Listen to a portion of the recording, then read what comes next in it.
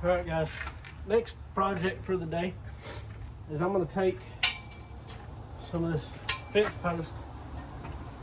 I'm going to mount it to this wall here. That way when this fence closes, it latches with this latch here. That way animals can't get in and out. And I think what I'm going to do is I'm going to put some 2x4s behind it right here to space it off so the latch can go around the post. And then I'll screw the 2x4s from the back side of the pallet here. And then I will run some 3-inch deck screws through the post into that 2x4 that's spacing it off, and that should hold it. I mean, they don't fight hard to get in. It's when they're getting out, which it pushes against all this, they're not getting out. But for whatever reason, if we trap somebody in here for where they have a baby, like I said before, whatever, nobody can push in to get to them. But we'll get started on that.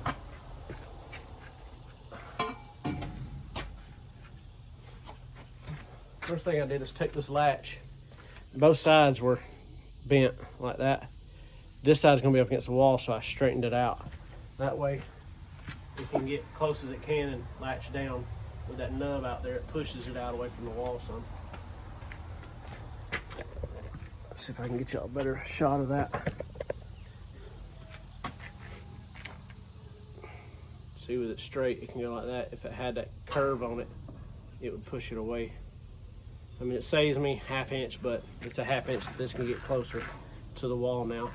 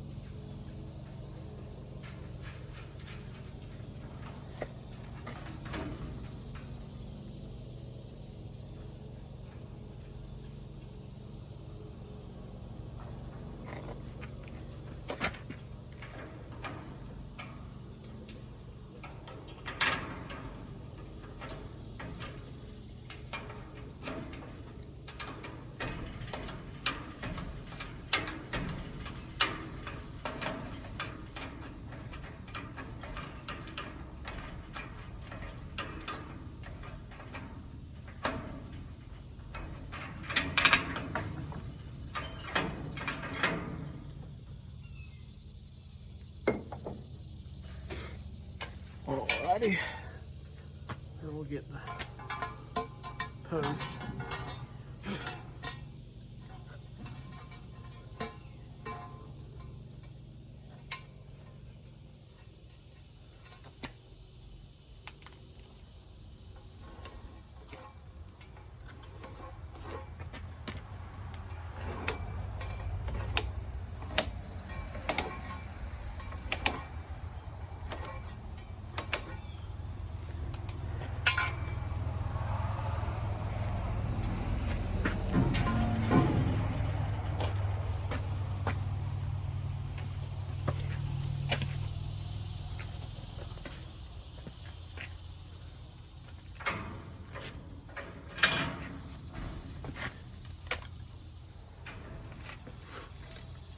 All right, so what I'm gonna do is just take a block at the bottom, screw it right here, and I'm gonna cut this one into 3 blocks. Maybe just 2, but I'm gonna put one about right here, one about right, one at the bottom, one about right here, one about right here, and then the little one at the top. So what I'm gonna do now,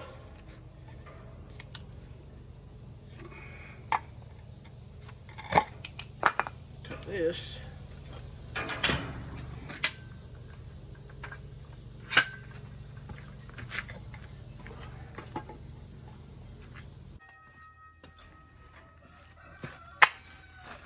Alright, so I got my 3 blocks. Or 4.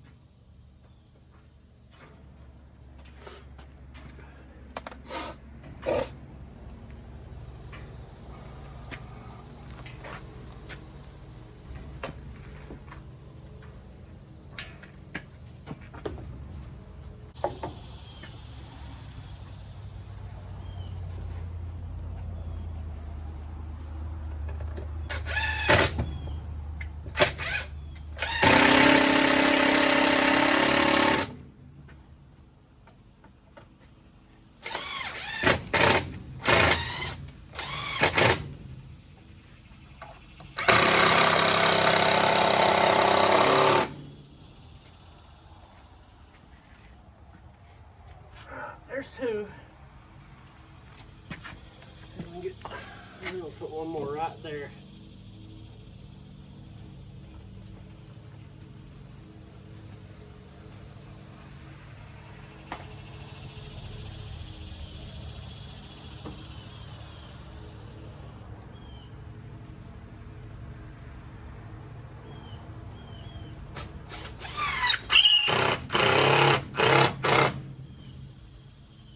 What are you doing, Shady?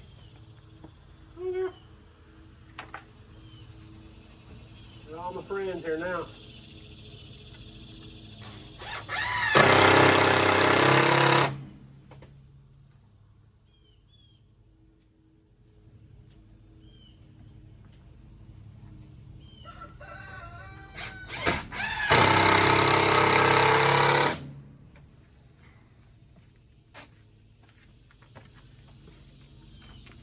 So, almost got a horn to the eye right there.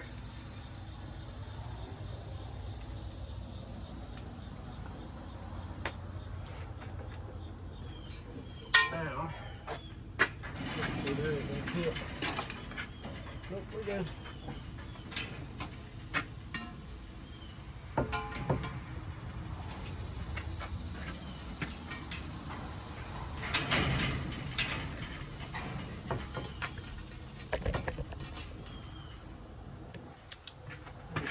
Holes for my screws to go through.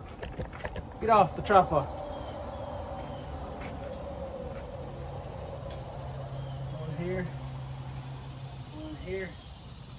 and then one right there.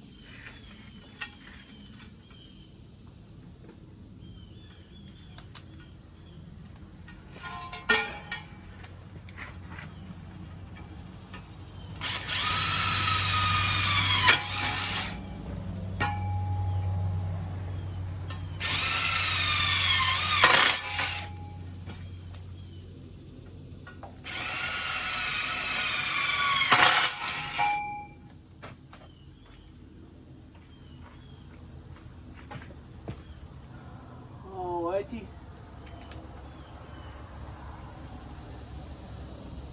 I'm gonna go cut this off before I mount it.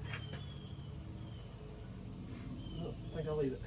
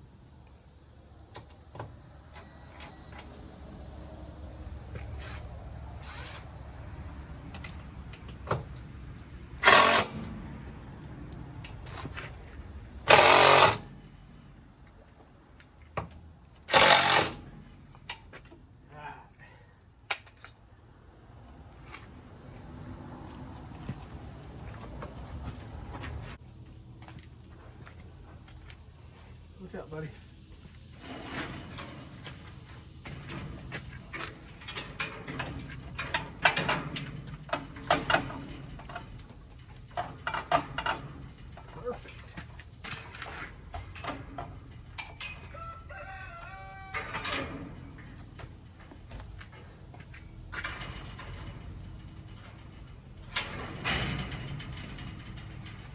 I'm actually going to leave that lead on the top of that door. I'll show y'all.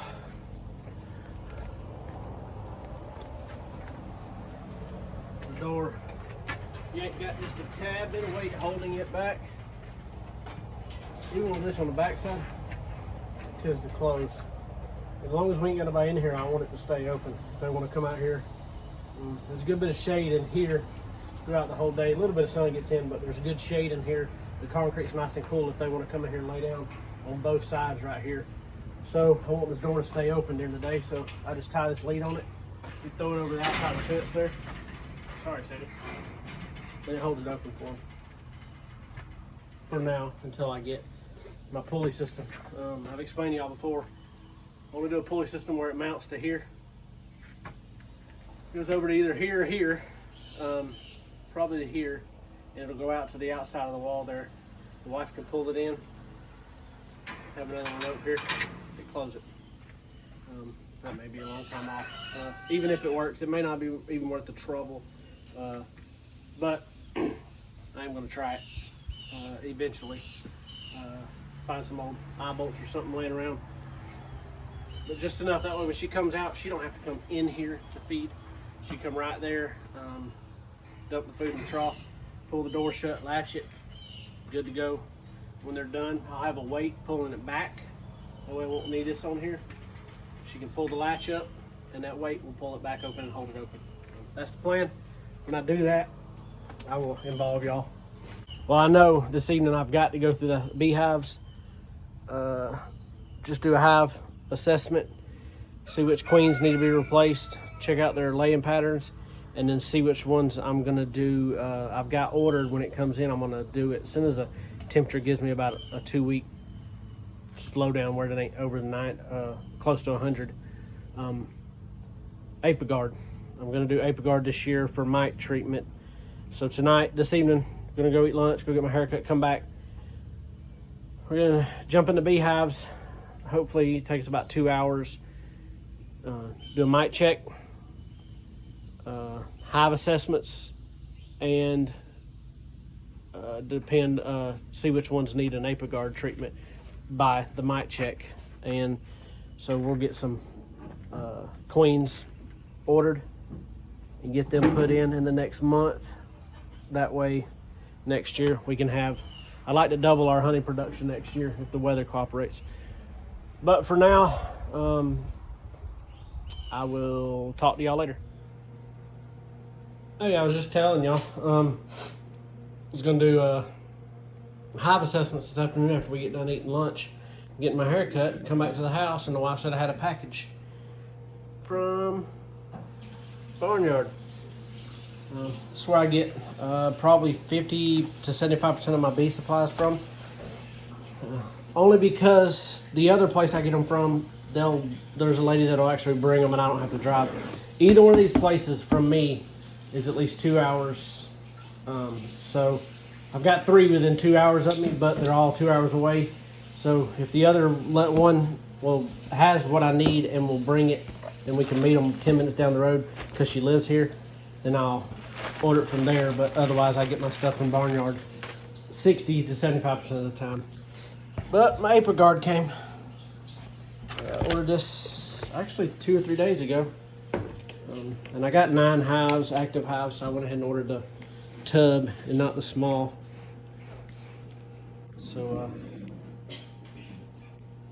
it comes with all the pads you put in the hives and the little 50 milliliter syringe. So there's y'all little box opening. Like I said, we're gonna do a hive assessment this evening, and then we're not gonna do the Apigard today. I will do an assessment today, and then once I see that the temperatures aren't gonna get 91 about the highs I want it to get with this stuff, only because it's my first time using it. I have done a lot of research. I've watched Cayman Reynolds. I've watched Bob Benny, and haven't seen David at Barnyard Bees use it yet, but I've watched them use it. And I've listened to some of their pointers and stuff. So, but this is my first time using it, so I don't want to kill any more hives. 3 that I've lost is enough, or I lost 2 and combined a weak hive with a large one for the winter. So I'm going to be very cautious in using this stuff, but when I do, y'all will be involved. All right, guys, I'm going to close this video out for the day. We went in, ate lunch, went and got my hair done, our cut, and we came back and laid on the couch, rested in the cool during the heat of the day. We just came out, went through 2 of the 9 hives and did a varroa check on those 2, and one of them had about 7, I think it was actually 8 total mites in the varroa check, and then the other one had 5. So I'm going to go ahead and treat those 2, like I said, when the temperature's right. Can't do it just any time. Gotta wait till that temperature's not going to jump up way too high. I'm going to do a little more research tomorrow and the next day, and I may do my first treatment Thursday, depending on the weather, because I know that there's a storm front coming through Wednesday, so that may cool it down for a couple days. But I'll look at the forecast come Wednesday and make a decision there. Like I said, I'll do a little video, and when I do that, we came out fed after we did the 2 checks on 2 of the hives. I'm going to try to go through the other 7 hives Monday and Tuesday, at least to do a queen assessment. The first 2 hives, the queen is doing good. The laying pattern's good, so I ain't worried about that. But we'll get that done this week, and then get the Apiguard put in there, and I think you wait 2 weeks and you do a second treatment. So we'll do that, and then try to get the mites down. So we done that, came out, fed the animals. I trimmed one of the goat hoofs. He was limping on it just a little, but not much. Didn't see nothing major in it, just needed trimming. So I got that done. Still learning on that. I still don't know all of that. So, and I'll have to do the other 3 this week too, because they all need it. It's been 2 weeks since I've even looked at them. So I'll try to get at least 1 or 2 of them done every evening this week, along with going through the beehives. That's my to-do list this week. And we went to, I forgot, we went and picked up our little pop-up camper today. My plan is to make it a mobile chicken coop, egg mobile per se, not just chicken, but an egg mobile that we can pull around, put some of the Premier One netting around it, if it's out here in the yard, and then out in the pasture, we'll just let them run loose in the pasture because they can't get out. And we got the other animals out there, so nothing's going to bother them. That's my plan. After I got it over here and unloaded, the wife's like, we need to look at it and see just how bad a shape it is on the inside. So that plan may change. I may be looking for another pop-up camper. You never know. So, and she's laughing, sitting on the four-wheeler. So, but I'll let y'all know when I do get started on that. As y'all know, I will be videoing and keeping y'all along the way, watching. Again, thanks everybody for watching. I know this video's kind of crazy, but I ask y'all to go down, like, subscribe, post a comment, something y'all like to see. Give me some ideas. We got a lot of things in the works, just nothing concrete yet. So got a lot of plans. Never a boring day around the Robb family farm. I hope everybody has a good week.